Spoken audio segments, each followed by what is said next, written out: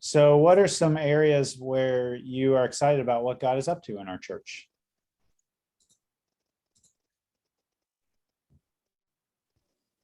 Can I talk? Yes, do. Okay, so I was fortunate to meet with Jimmy and Kyle, and it was wonderful because they're just wonderful people. But I think that is an indication of how great that we just like seeing people in church. So they've been meeting outside in Potterville. We met at the zoo. It was just nice being with people. So, and I think when you be with people, it just adds a huge another dimension to the community of church that we can be. It's still going to be challenging, but we can still do that. So we were all very excited about that. Yeah.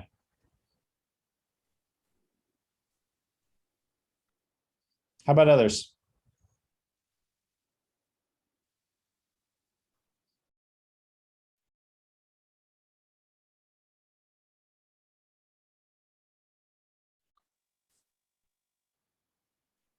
Don't everybody talk at once.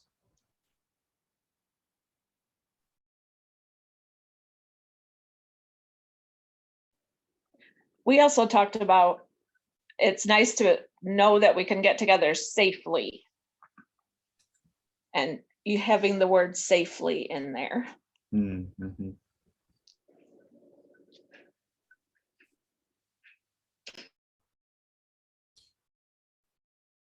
Something I was sharing with Mark, I was meeting with Dale Williams today. And Dale is at our church, for those of you who don't know, and he's been appointed as a district DSA, district superintendent appointment to Diamonddale and to Wheatfield. And he's still keeping his full-time job, but then he's being a pastor of these two little churches. And there are so many exciting things happening with out of Diamonddale, and he's doing all the series that we're doing, and he's going to lead a small group on Unafraid this fall in Diamonddale, and that's going to be in our group link. And it's just really neat to see that come out of Sycamore Creek.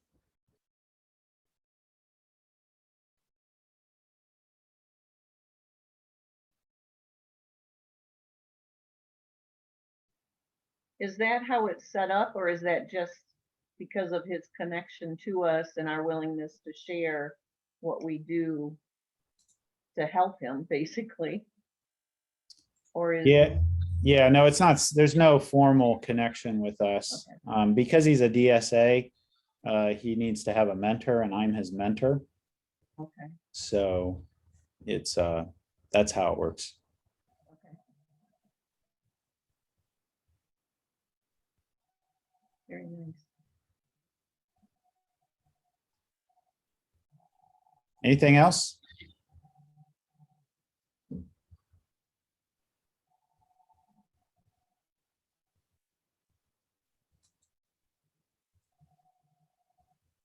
All right, Mark. Add one to it. Sure. I'm really excited that the UMW had a meeting today, and that's United Methodist Women, one of our small groups in Potterville.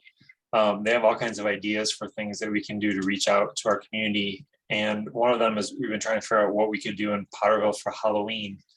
And that small group is going to help organize bags of candy that we'll pass out from the church parking lot on Halloween night.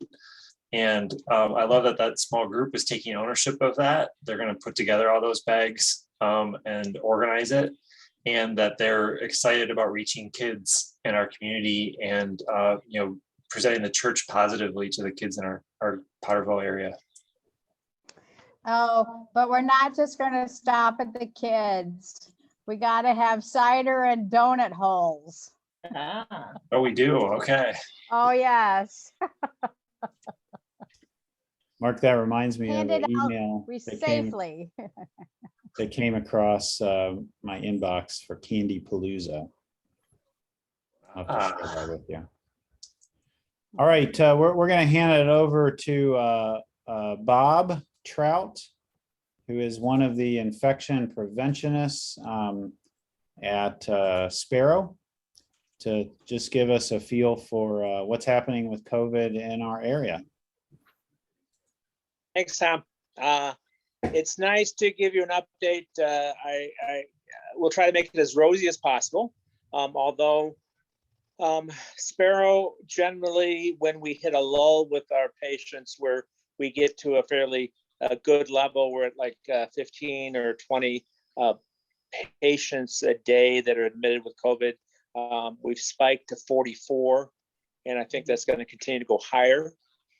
These are adult patients. There was a lot of thought that as kids get back to school, we're going to see more spread of COVID with kids.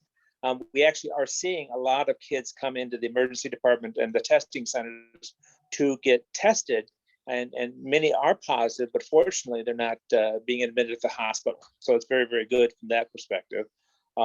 We have seen an increase of the other respiratory diseases that are associated with kids. One is RSV. It's a virus that is usually like a common cold that occurs with adults, but with kids it's quite serious and can cause some pretty bad illnesses with them. And we have a much higher percentage of kids that are getting this disease. It's still a lot because kids are just around, and I think there was a lull in the spring because people were being protected really well. Now kids are out and about and sharing their bugs a lot more. But fortunately, they're not getting sick enough to be in the hospital for the most part with COVID, which is very good. Most of the people that are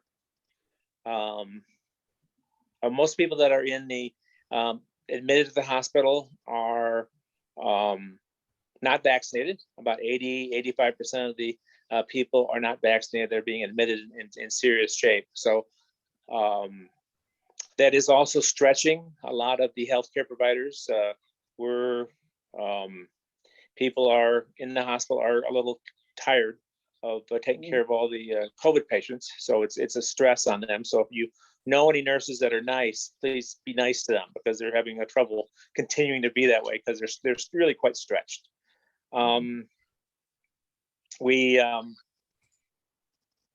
think it's probably going to continue to have this increase of COVID cases. I think to help out, they are, I think, very close to getting approval for the vaccine for kids up to over 2 months of age. So I think fairly soon we're going to start getting all the kids vaccinated, which will really, really help, I think, with cutting down the spread of the disease. So as my shirt says, please get vaccinated for COVID if you haven't already. Also, the flu season is coming up. Last year, we didn't have much of a flu season. They really don't know what's going to happen with that, whether we're going to have a spike or not. So please get vaccinated for the flu if you can. LV and I still wear a mask when we're out in public areas. It's a nuisance and we're all tired of it, but it will help protect you from getting the droplets and the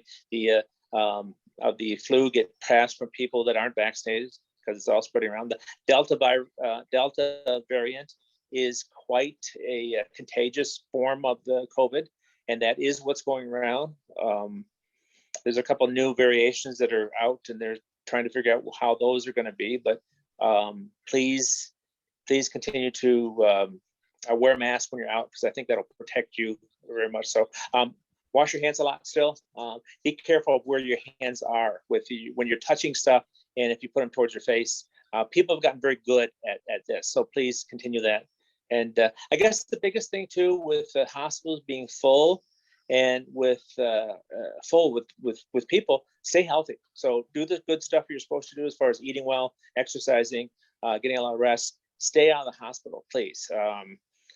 I guess Sparrow doesn't need the business now. We've got enough people that are in the hospital, and we really want to keep people healthy. So I don't know if anybody has any questions. I'd be happy to answer them if we have time. Or that's all I really got to say. It's always a changing nature with COVID as far as knowing what's going on and what to look for. But just stay healthy if you can. Bob, I've started seeing some of my friends on Facebook posting like pictures of themselves getting a booster shot. Yes. Well, what are you seeing happening with that? Is that coming down the pike or? Yes, I think the supply of COVID vaccine is high. There's a lot of vaccine out there. So right now it is really supposed to be given only for immunocompromised folks, people that have disease that's diseases that they can't, they need that extra boost. That being said, there's a lot of folks that are just older. People feel like they're at risk that are getting it. It doesn't take much to go and just say, hey, I feel like I'm immunocompromised. You can get that. I think over time, the progression will be pretty much like with healthcare providers. We offer it next, and then it'll go from ages down to, or to the most risk individuals. They may fit a new phase in that after the kids get vaccinated, they're going to get a booster too. But I don't see, other than just the immunocompromised right now, those are the folks that are supposed to get it. But I think it'll be available, and everybody should get a booster if they've had 1 or 2 shots before. Chrissy has her hand up, I think, and then Gretchen. Okay.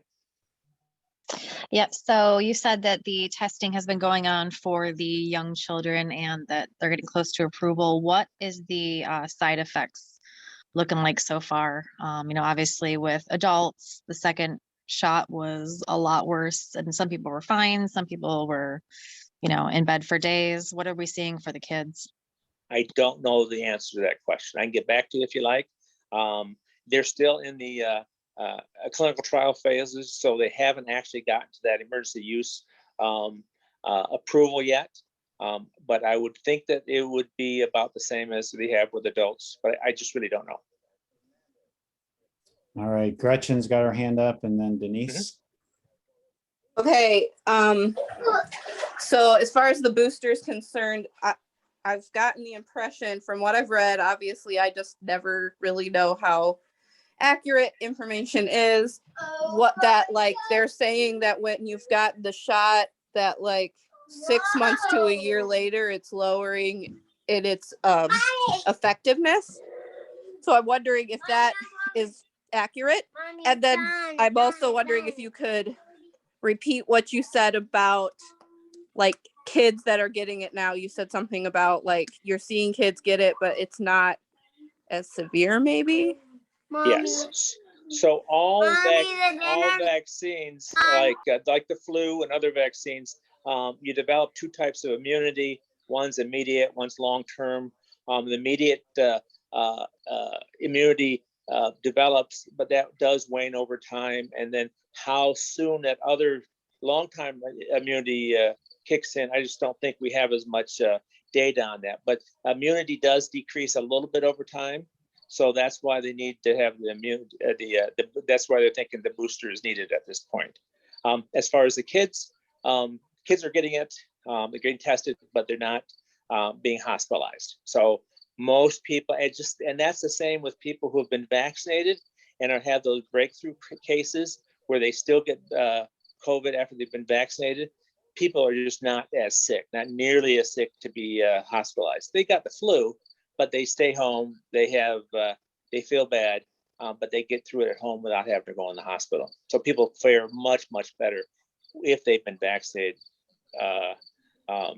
And kids, if they haven't been vaccinated, are still doing far better, being able to just recuperate at home. Denise. Hey, the question I have is, on a couple of the news programs, they say like for the normal person to get a booster shot, it would be best to wait 8 months after you've had your shot. So, listening to you, you said, it almost sounded like you could get one earlier if you wanted to. I mean, what's the window? Like, why wait 8 months if you feel you want it sooner? Well, there's going to be very specific guidelines for that. And they just believe that I haven't read that much about the timing of it, but I do see that it was like 8 months. So I don't know where the studies are as far as saying that's when the immunity starts dipping down more and we need that boost or not. So again, I'm sorry, I don't know much about the immunity, the timing of the next shot. Okay. Yeah. Thanks. I'm okay not telling you I don't know something.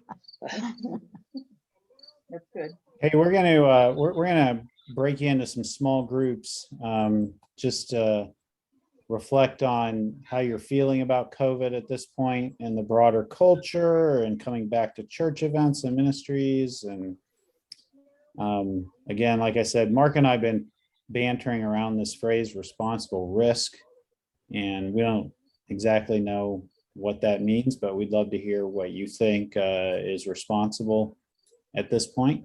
So I'm going to put us in a couple of little smaller groups so you have a little bit more time to chat. I'm going to give you about 8 minutes to talk.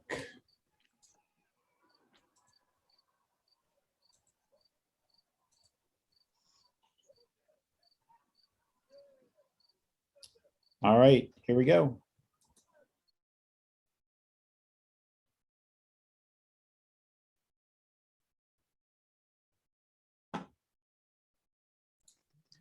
Okay. All right, so I've started recording, but just wanted to hear what were some of the things that you talked about. Where are you at? What are you feeling as far as getting back to church events? What does responsible risk look like to you? Or is there no responsible risk? Well, I'll go first. I shared that I'm in a small group, and a couple the ladies are older than me, believe it or not, and they're really looking forward to coming back to church. They want it. They want it now. But I said, for my own self, I mean, right now I can't attend church right now because of my job, but I'm not really ready, because when I think of if Potterville is going to go in down to like one service in person, that church is going to be kind of full, because you put the two services together. I mean, sometimes if everybody were to come, you looked at the second service, they were spread out, but yet you put the rest of us in there. That's going to be kind of not social distancing. That's what I'm saying. So part of me is a little nervous about it myself. Just saying. How I about think other? the potential's there, but is it reality? I mean, right now at South Lansing, the number of people who come in comparison with how many, and we only do one in-person service, the number is very small in comparison how many people could come. So we don't ever have, we still can social distance. We set up the worship area in a way that it is, you know, it forces it. So.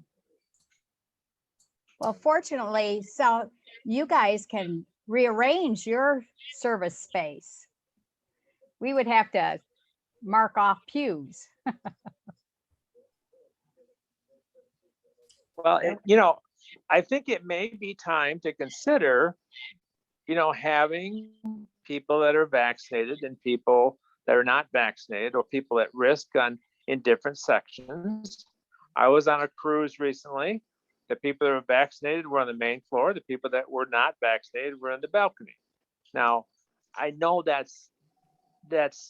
it feels yucky. Look at Mark. In a church, yeah, to do that, but it's a safe way to do it. It can bring people together, just in a little distance. So, something to consider. Gretchen's got her hand up. I love how Gretchen uses electronic hand. Well, because I have myself muted, so you're not hearing me deal with my children. We've had a time, which leads into the answer to the question for me, which is that I'm very, very stressed because Potterville does not require mask wearing in school. My kids wear masks in school because I've told them that they need to. But then also at the other household that my children spend time in, there's been a COVID case. So they've been with me nonstop for almost a month now. And I'm losing my mind. So I don't have time to think about church events because all I'm thinking about is school and how stressed out I am.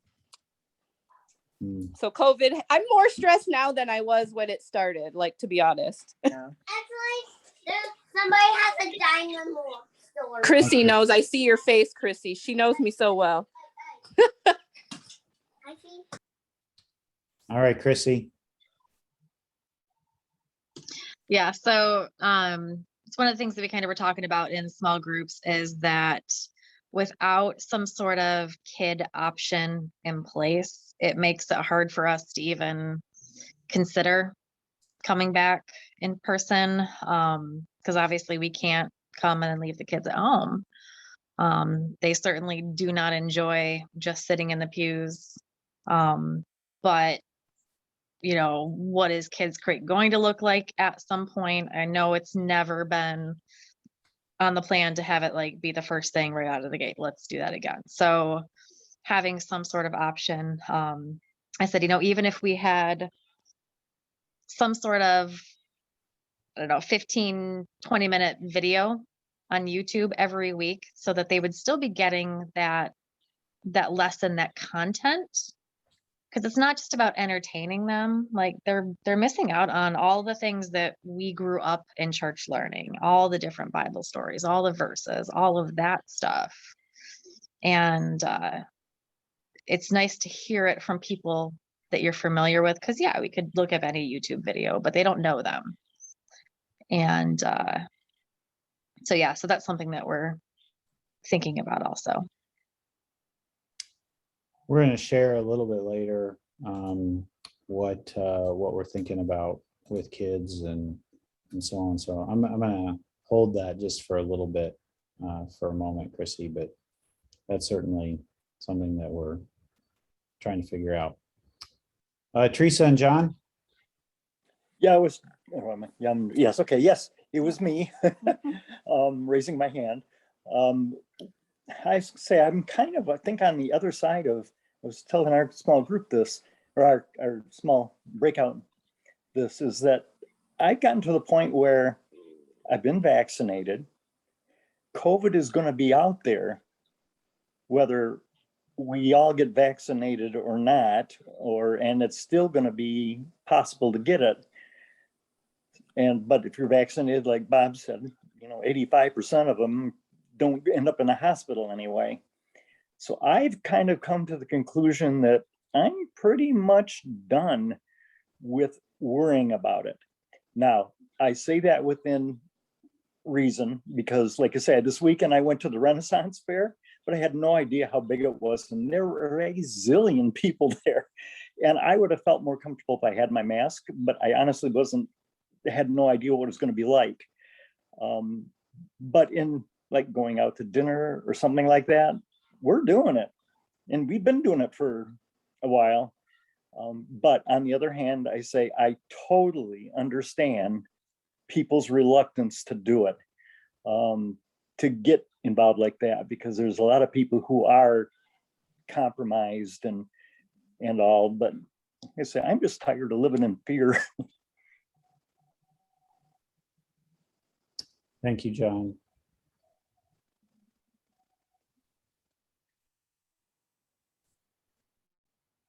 Gretchen raised her hand again, but I want to just see if there's anybody else who wants to share before I get to people sharing again.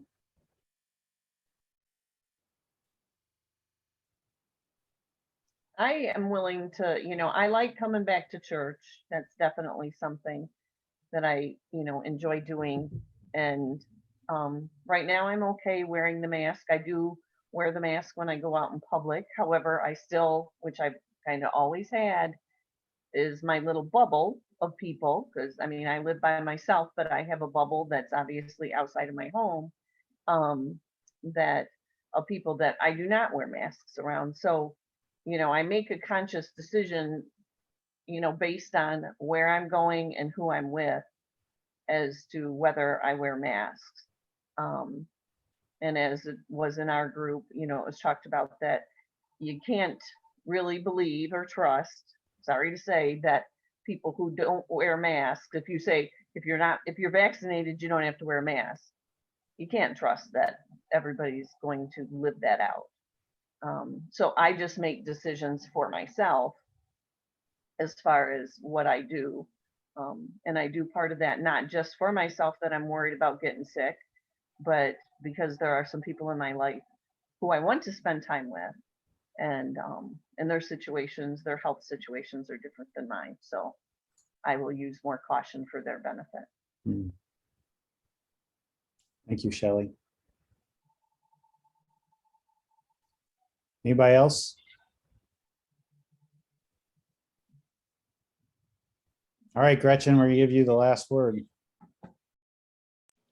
Well, I was just, my bad. I was just thinking as I was listening to some of the people share that a lot of this, like how we're thinking or feeling about this, has to do with like where we are in our lives. Like I'm, you know, a single mom of 2 kids and I have an elderly dad at home. So like I have a different perspective than maybe Shelley has because her life situation is different. So I'm kind of noticing that as well when I'm hearing people share. Yeah, thank you for that reflection. All right, we want to take a minute and Mark and I share with you kind of where some of the plans that we have in place at this point. And originally, I think the last time we had this vision meeting, Mark, remember, I think we talked about having a grand reopening this fall. That was the plan. And then Delta kind of brought us all back in, and the county mask requirements or recommendations. And we've really been drafting off of our county health professionals and what they recommend in consultation with Bob Trout and Nancy Dietrich, who's on the front lines of this at Lansing Community College. So we scaled back considerably this fall. We were Mark and I were both keying up to have Kids Creek up and running by the first Sunday in October, to do some really big days in October. I mean, everything was feeling really good. Hospitality up and running, guest services. But we scaled all that back. What we're looking at right now, at South Lansing, the Kids Creek team kind of across the board was a little hesitant to get things up and running at Kids Creek.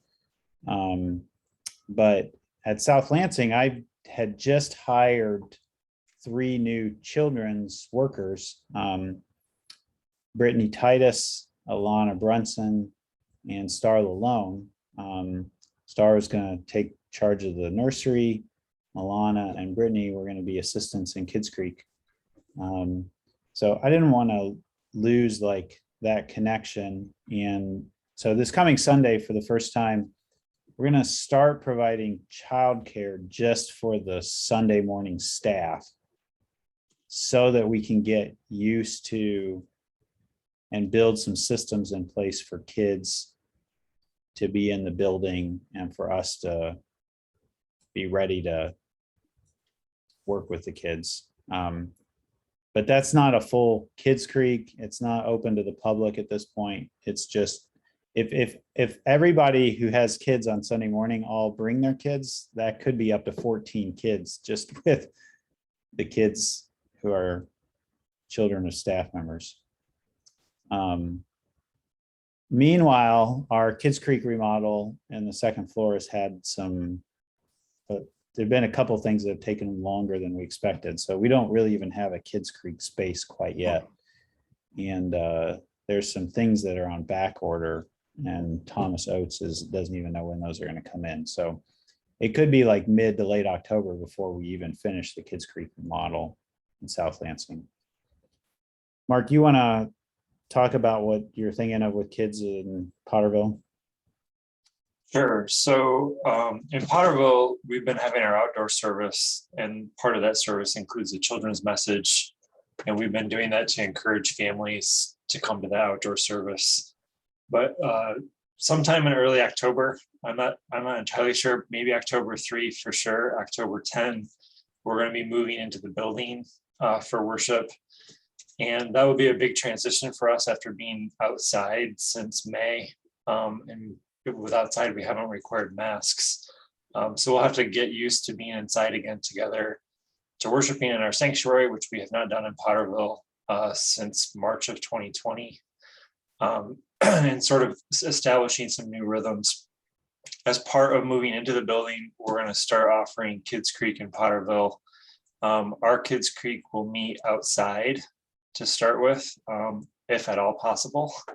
And we're doing that so that we can have kids distanced and have a snack and not require masks when they're outside and spaced apart from each other. We plan to start that, like I said, in early October, along with moving into the building. We're building up our storytellers and assistants right now, volunteer based. We plan on having a training at the end of September, and we'll have that going hopefully in early October.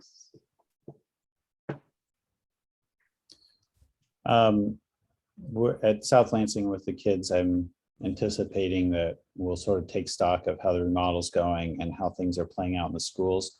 My sense is that if things go okay in the schools, and Bob continues to tell us that kids are not being admitted to the hospital in mass quantities, that things will get back up and running sometime this fall with Kids Creek, in some limited fashion at least. We've shifted a little bit with our youth ministry and Teen Fuel. Last year, well, the last year and a half, we've either met on Zoom or at the parsonage, and about 95% of the kids who are participating in that were from Potterville. So Mark and Jana are taking Teen Fuel and running with it at Potterville, and on a weekly basis. And I met with the parents from South Lansing who have kids in that age bracket, and we're going to do a monthly event, outdoor event for it'll be for kids from any of the campuses, but so the South Lansing, if our teens want to participate and family want to participate in a weekly event, it'll be happening at Potterville. That'll let Potterville build on the momentum that they have with a lot of junior high and high schoolers. Anything you want to add to that, Mark? So we'll have regular Sunday meetings in Potterville. They'll be in the late afternoon, and we purposely put it in the late afternoon because we're going to try to meet outside in Potterville again as much as possible, so that we don't have to wear masks, and to take advantage of that being the warmest part of the day, and it will not be dark yet going into the fall in late afternoon. And so we're trying to take advantage of that. And we are inviting, if any families from the South Lansing campus would like to be a part of that regular weekly Teen Fuel in Potterville, they're welcome to join us. I think it's pretty cool. Like when we adopted Potterville, there was next to nothing happening for youth, and now that's where all the momentum's at. We think that this fall from Potterville, we'll have 9 middle schoolers and 7 high schoolers who will be part of Teen Fuel just from Potterville. That's amazing. We are doing a church-wide campaign, small group campaign with the book Unafraid this fall. And we are if you want to get a hard copy, if you sign up for a small group, we have an amazing group of small groups. Hopefully we're going to be starting to announce this week. Super proud of what our small group team has done.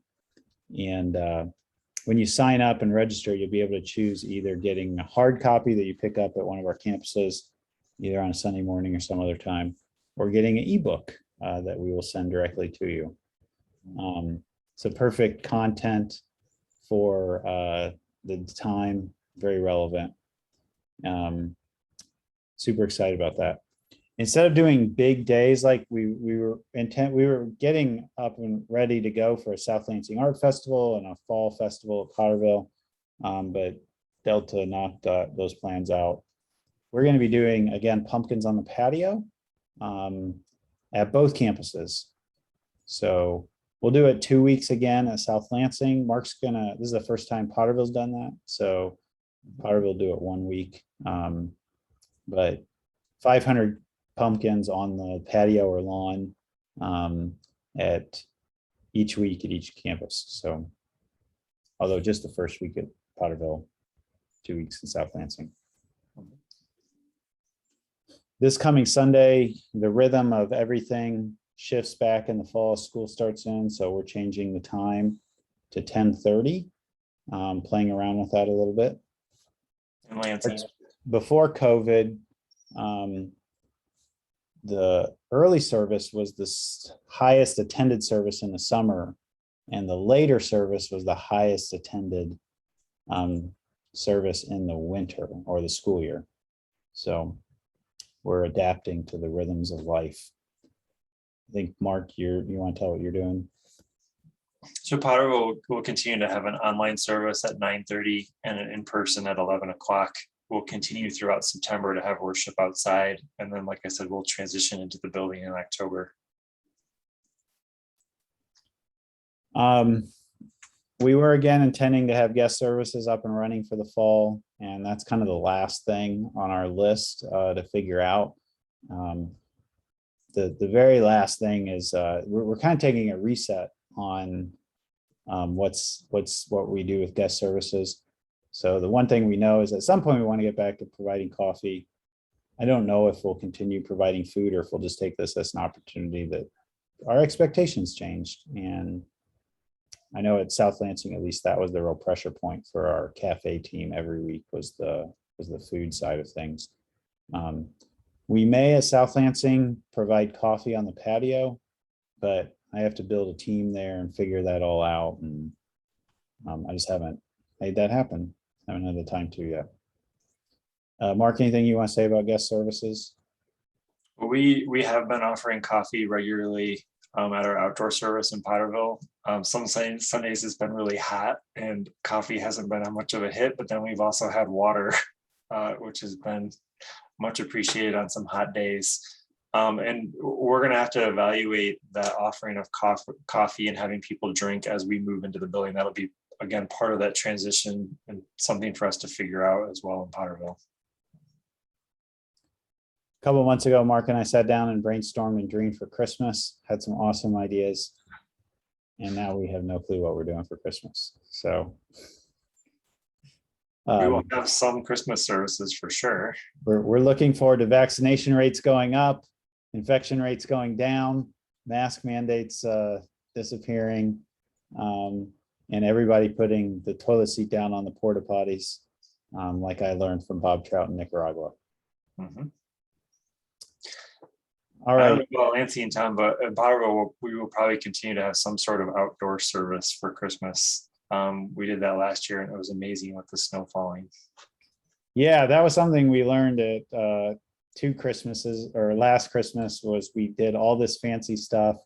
And then the most meaningful service was when we just gathered outside on the patio at like 9 p.m., sang some Christmas carols, the snow started to fall. And we were like, why did we put all that energy and time into this thing that we did online? We'll still do something, I'm sure, online, but yeah, the same thing's true at South Lansing. There'll be something outside.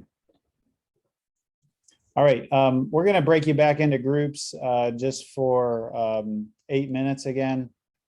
Any questions you have about things that we've shared or anything that we haven't talked about, just the church as a whole. We'll give you a chance to chat in a small group about questions you may have, and then we will come back to wrap it up.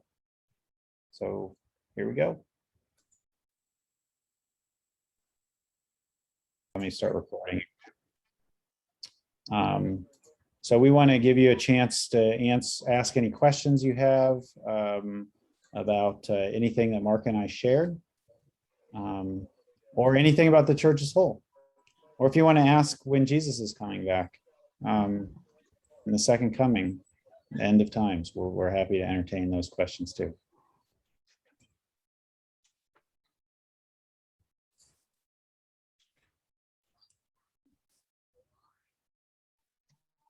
Well, we talked about, as things do open back up, will we still have an online presence? And, you know, how will we interact with those people who stay online? And, you know, will we ever really get to see them again in person? I mean, you can't even see them when they're online. So just, you know, some of that, it's different, and just wondering what you're thinking about that. So the answer is, as far as we can tell, yes, we're intending to have an online presence. And the last time we did a big survey, getting people's feelings, we asked, like, of all of the things that we're doing, what is the most important for us to keep doing post-COVID? Although now we're learning post-COVID is kind of a ha ha ha. But post whatever, that's important. We asked it in two ways: what's important for your personal spiritual growth, and what's important for reaching new people. And the top thing that everybody said was the pre-recorded sermons. So people really seem to engage and appreciate the format of preaching right now. Mark is doing a kind of hybrid at Potterville, where he does the pre-recorded sermon. It's an online thing at 9:30 and then live at 11. And at South Lansing, we've been experimenting in a different direction, where we've just seen a pandemic as an opportunity to hit reset on the service as a whole. That's the general direction in both places we're intending to go for the foreseeable future.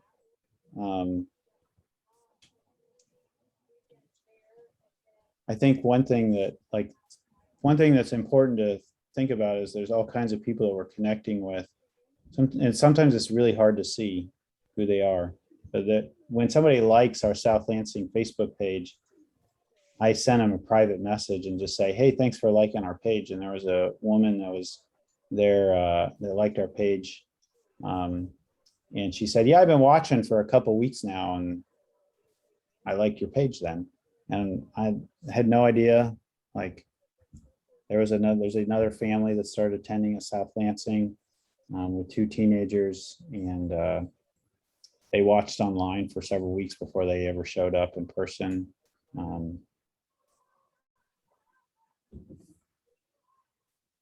We had the same thing in Potterville. We had two families come not that long ago. Each family had 3 kids. So we had 10 first-time guests in one service in Potterville, which was kind of exciting.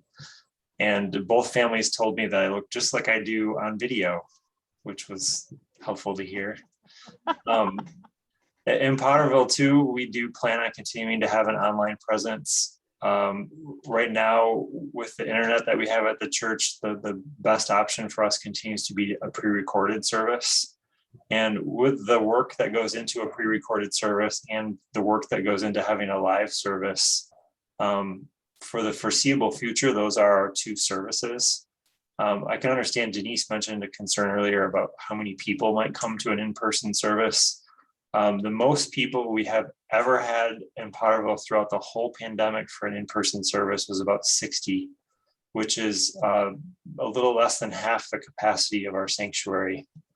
And so unless something radically changes and all of a sudden everyone wants to start coming to in-person services, I don't foresee us having space issues right away in Potterville. And I do hope that eventually we will have space issues. And as we do, we will cross that bridge when we get to it. It's maybe like helpful to Mark and I are listen to a lot of podcasts and hear kind of pay a lot of attention to research in other churches. Even like the most rockin' churches that were thriving and growing and going gangbusters before COVID, that they're like hitting 25 to 30%. Maybe some of them are at 50% at the most, but I visited a church in Chicago that has 9 campuses over 2 weekends back in August. They're the same thing. Like, you know, they may have a sanctuary that seats 1,000 people and have 150 people in it. All right, John or Teresa, one of you has your hand up. Yeah, that would be me. Just since you're looking for any comments, my daughter, who I really liked her idea about doing something for the kids online, you know, even if it's 15 or 20 minutes. Reason, and I know we said we're going to be going back possibly in October, and that the only problem with that is how many times we've almost started doing things and how much longer do we wait. So anyway, I really like that idea. Another idea I had, and this is just throwing out something weird. What about a survey that you send to the entire Sycamore Creek campuses, finding out what percentage of us are truly vaccinated? Maybe it's not as big a deal, you know, for our group to be as concerned about it. You know, if 95% of us are vaccinated, except for the kids, we might be ready to roll. Anyway, that was kind of my thought. One of the things, this is a piece, John and Chrissy through John, that's been like something Mark and I both wrestled with, is the capacity of our volunteers just shrinking. You know, you heard Gretchen talk about being more stressed right now than she was before. And when it comes to Kids Creek, most of our volunteers in Kids Creek were parents of young families. And I would absolutely love to have some sort of weekly video. But a lot of our young families at South Lansing, at least, are treading water, barely keeping their heads above water. And the thought of trying to create a Kids Creek resource just is beyond what most of our volunteers pre-COVID feel they have the capacity to accomplish at this point. So I was listening to another podcast. This has kind of become my mantra lately.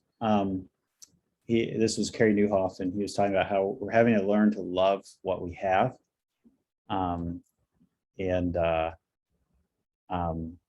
That's been my mantra in a lot of different areas of life lately and in the church. Love what I have, love what I have, love what we have, love the small groups that we have, love what our children's folks can make happen, love like what our worship people can make happen, and so on. So there's a capacity thing on the back end of that with volunteers. I saw Chrissy raise your hand. Yes, and hopefully my dogs will not go crazy here in just a second. It won't be the first or last time dogs went crazy on a Zoom meeting. Yeah. So Bob Trout had said something during our small group kind of about the oh, so never mind. I've completely lost my thought. My dogs are driving me to distraction. So let me think about it. All right, we'll come back when you other questions, comments, or I don't know, Mark, do you want to add anything to what I said about capacity and volunteers? And well, I think that's been one of the leadership challenges Tom and I have faced is navigating a lot of volunteers and a lot of people who are struggling with margin. And that, I think that I would say that includes me. Along with that, most of us have been negatively impacted by the past year and a half and having to constantly adjust to things, and it's been difficult. And in the midst of that, we're having to recognize the limits, like for me personally, my own limits for what I can and can't accomplish, and then also for what our volunteers can pull off right now. And I think as we move forward into the fall, we're going to have to sort of figure out rhythms for our church that take into account where people are and how to help them serve and be connected and be a part of the church in ways that they're able to do that. And that's going to require some experimenting and some patience on everyone's part as we figure that out. Well, and that's not just in children's ministry, like our small group ministry, the number of small groups has shrunk. But when I look at the group link, like it's in draft form right now, but it should be out by the end of the week. The number of groups we have, given all of those, I'm loving what we have right now. And it's also a lot smaller and a lot fewer in number, because just small group leaders don't have the capacity in their life right now to do this, and or fewer of them do.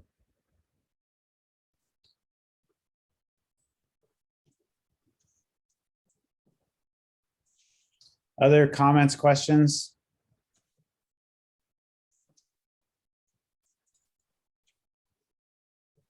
Yeah, John. Sorry, trying to unmute myself there. I think I already know the answer to this, and maybe I missed the answer to this somewhere too.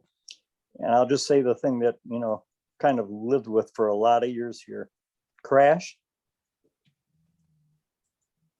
Are we I'm not, working just on not it. doing it this year? I am working on it, John. Okay. So I just dropped a class yesterday for the first time in my life.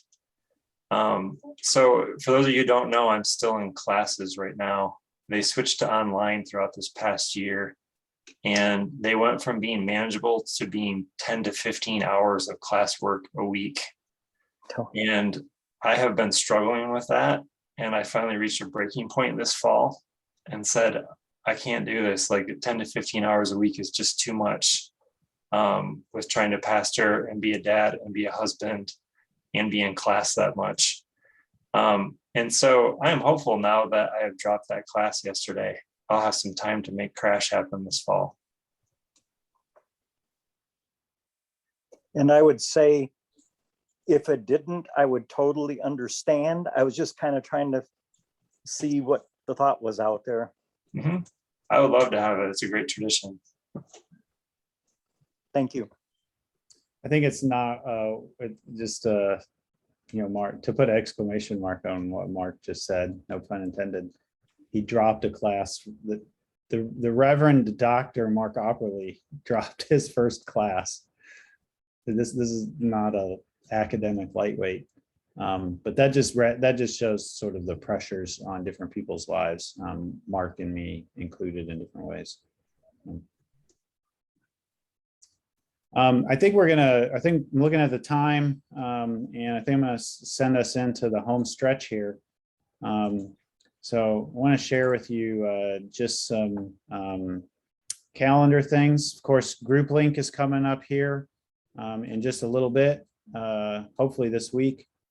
Remember the time change of South Lansing to 10:30. September 26th is our church conference. It'll be online. And if you're interested, you can reach out to Gretchen in the office, and she'll make sure that you get the information. I'm starting to try to put back into place some of our assimilation system. We've had a lot of newcomers. So on September 26th and October 24th, I'm having a newcomers gathering at my house outside, or maybe in the garage on the 24th, or I guess on the 26th if the weather is bad. Because we have a lot of new people and I haven't met them in person. So I would like to do that. Our churchwide campaign in October, pumpkins on the patio, the 3rd and the 10th. Again, Potterville is going to be just on the 3rd. South Lansing will be on the 3rd and the 10th. Sometime in October, Potterville is moving inside. Again, putting back in place some of our assimilation stuff. I'm offering a partnership class on October 30th. We've had a lot of people who are new online, and it's a little bit like the series that we're in right now is a partnership class. So in November, we're doing a series called My Heritage, based on a book called His Testimonies, My Heritage. It's Psalm 119. The book is on. We're going to spend 3 weeks on Psalm 119. November 12th to 13th is the next core understanding racism workshop. One place where we have not lost any momentum, in fact, we maybe built momentum, is in our anti-racism work. And if you haven't had a chance to participate in one of these workshops yet, it really can be a life-changing event. And then it moves on from there. That's like the gateway into the movement. December, we're going to do a series called Travel Light for 5 weeks. And I guess we know the Christmas date hasn't changed. Christmas Eve is still December 24th. And Christmas Day is still December 25th. But what, if anything, we're doing is still a little bit up in the air. So we want to give you a moment, just in the comments section. What's one emotion word that you're having or you'd use leaving this town hall? So just go ahead and write the one word, or type that in the comments, and then I'll give people a chance to unmute themselves and say why they wrote that word, if they'd like to do so. But go ahead and type in the comments one emotion word you're leaving, or that describes how you're leaving this meeting.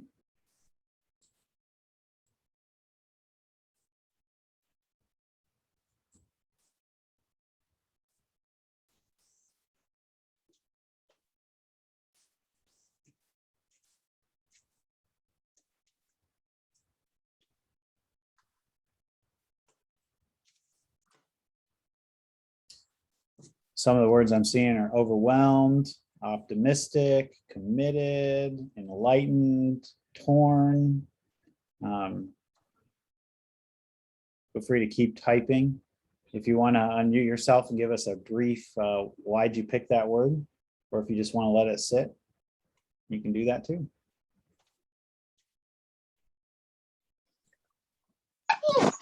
I didn't pick overwhelmed because this church overwhelms me.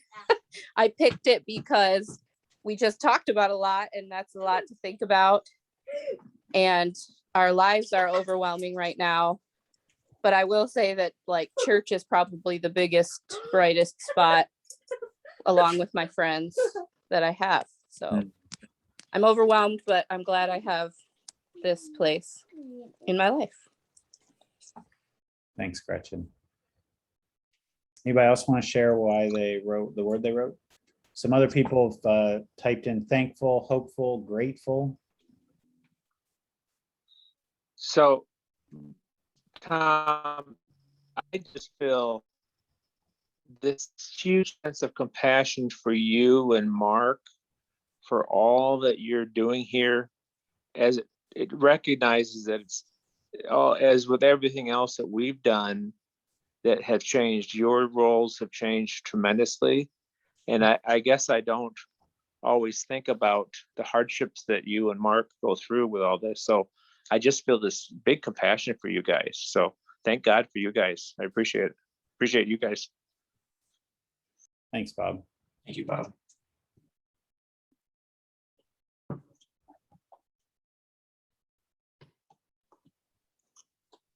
Hello. I put torn, just because, you know, I'm kind of hopeful of how things will go, but nervous about how things will go. You know, as far as getting everybody and, you know, back to something, you know, getting something for the kids and getting something for, you know, the adults who are kind of outside the internet world and all. So like I say, hopeful and torn, you know, whatever. Yeah. But I would also say the same thing that was just said about thank you guys. We know you've gone through an incredibly difficult time. And Mark, I cannot believe you quit a class. I'm just utterly shocked. But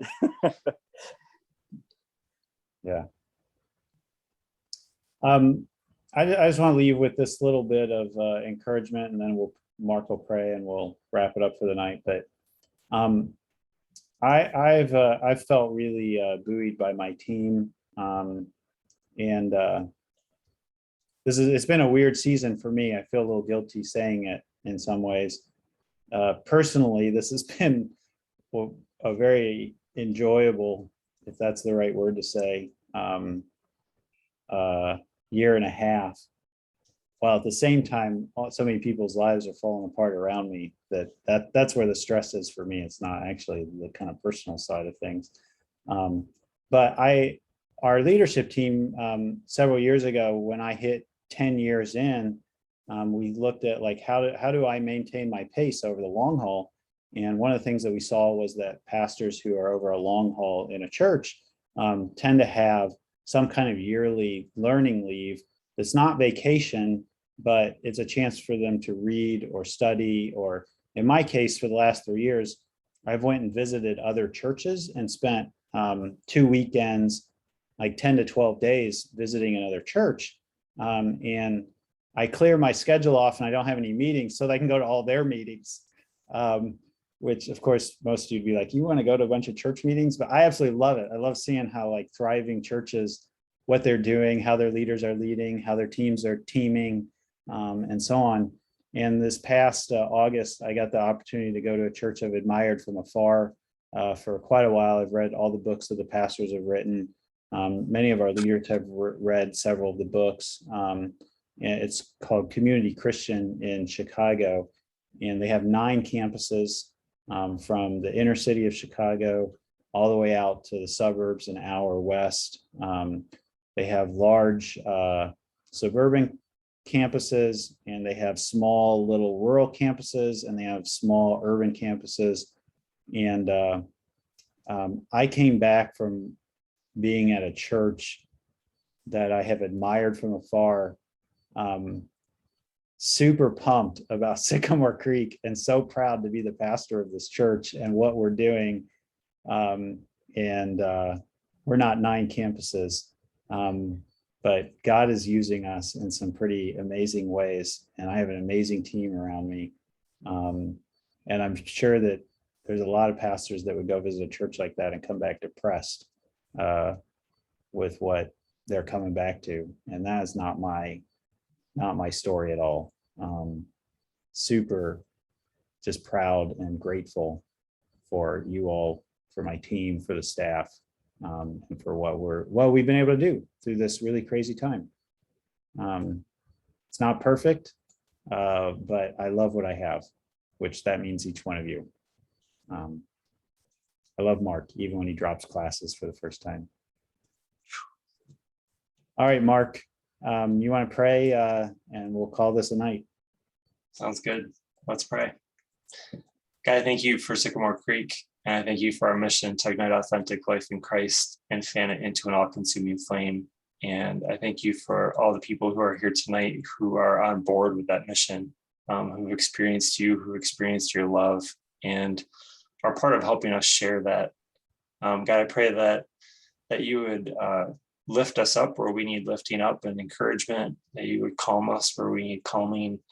I pray that you would encourage us where we need encouragement. And I pray that a big part of that would be that we would do that for each other, and that we would be your hands and feet for each other as we go out into the world and minister to a world that is hurting even more than people in our church are hurting.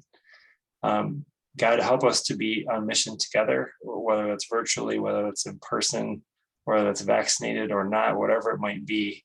Help us to be a part of your mission to this world. In your name we pray, amen. All right, thank you all. Chrissy, just saw your comment, and we'll certainly take that into account. It's a great idea. So peace out, everybody. Say bye. Bye.